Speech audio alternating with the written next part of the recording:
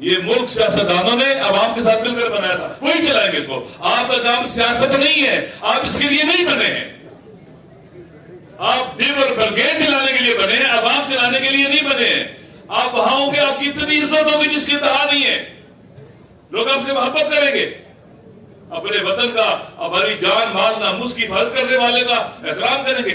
ان کے ساتھ مل کر ہماری جان مال اور ناموس کی حفاظت نہیں ہو رہی، بلکہ ہماری جان مال اور ناموس خطرے میں، تھریٹ میں، ان پر حملہ ہو رہا ہے.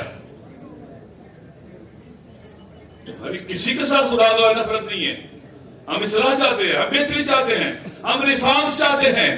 اور جب ریفارم کے سارے راستے آپ بند کر دیں گے، مجھے بتائیں پھر کیا کریں گے؟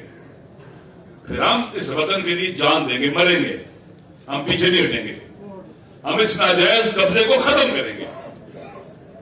کوئی بھول جائے کہ ہم خود سے اپنے گھر میں بیٹھ جائیں گے. ہم اس وطن کو بچائیں گے، اہل وطن کو بچائیں گے. ہم سارے کٹھے ہو کر ایک قوم بنیں گے. ہم اس طرح سے جیئیں گے کہ ہمارے بلوچ بھائی یہ فیل کریں گے کہ ہم ان کا دکھ درد محسوس کرتے ہیں. ڈیٹیچ نہیں ہوں گے. سندھی بھائی، سرائکی، پنجابی، پشتون، گلگتی، بلتی، کشمیری، ہم ایک قوم بن جائیں گے، ایک گلدستہ بن جائیں گے. اگر یہ تفریق اور تقسیم کرنے والی فورسز ایک طرف ہو جائیں تو پاکستان کا فائدہ اس میں، سب کا فائدہ اسی میں، ہر ایک کی عزت اسی میں ہے. لہذا جو بھی انشاءاللہ العزیز ہم اپنے عوام کے ساتھ ہوں گے. ہم عمران خان صاحب کے ساتھ ہیں، رہیں گے.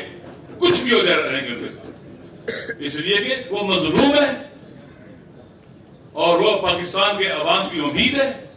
پاکستان کے اندر آج اگر سیاست کو زندہ رکھا ہوا ہے، ایک بڑا حصہ ان کا ہے. اور پھر ان سیاسی قیدیوں کے جو جیلوں میں، جوان پنجاب کی جیلوں میں پڑے ہوئے ہیں.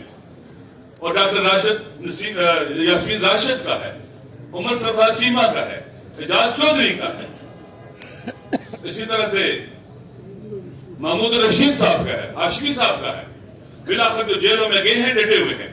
انشاءاللہ العزیز یہ قافلہ آزادی کا قافلہ، عدل کا قافلہ، انصاف کا قافلہ، اور پھر یہ وہ ہے استقلال کا قافلہ. وطن کو استقلال دینا ہے. ہم نے فیصلے خود کرنے ہیں. اب یہ آپ مجھے بتائیں، ایک بندہ جاتا ہے، کہتے ہیں جناب اللہ روبیو کہتے ہیں، اسٹیٹ سیکرٹری، فارن سیکرٹری ہے امریکہ کا، کہتے ہیں ہمیں آفر کی گئی ہے غزہ میں فوج لانے کے لیے.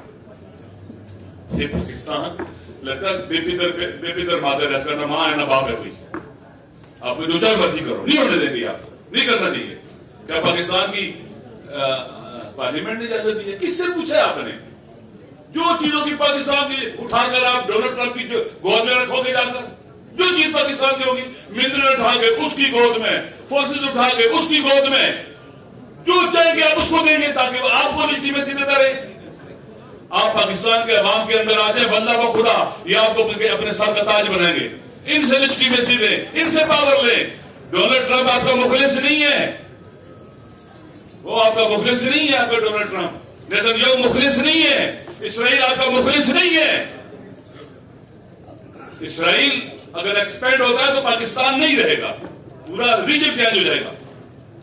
اس لیے پاکستان کے عوامی وہ لوگ ہیں جو آپ کو طاقتور بھی بنا سکتے ہیں، عزت بھی دے سکتے ہیں، اور پاکستان کے عوام ہیں جو اس ملک کے دفاع میں آپ کا ساتھ دے سکتے ہیں، پاکستان کو ترقی دے سکتے ہیں، آگے بڑھ سکتے ہیں. بالخصوص جوان، ہمارے جوانوں کو مایوس نہیں ہونا چاہیے. یہ پاکستان آپ کا ہے، اس کو بچانا بھی آپ نے ہے، اس کو آگے بھی لے کے آپ نے جانا ہے. یہاں پر رول بھی، گورن بھی آپ نے کرنا ہے، انتخابات بھی آپ نے کرانے ہیں، آپ نے لڑنے ہیں. پاکستان آپ کا ہے انشاءاللہ. اور مجھے امید ہے کہ پاکستان کے جوان جس طرح سے آج 3 سال ہونے کو ایک جگہ کھڑے ہیں اور انہیں کوئی اپنی جگہ سے نہیں ہلا سکا، آئندہ بھی ڈٹے رہیں گے. اور مستقبل اور فیوچر ڈٹ جانے والوں کا ہے، حوصلہ نہ ہارنے والوں کا ہے، نہ تھکنے والوں کا ہے. انشاءاللہ العزیز یہ جو اس وقت بیٹھے ہوئے اقتدار کی کرسی پر، یہ ان کے آثار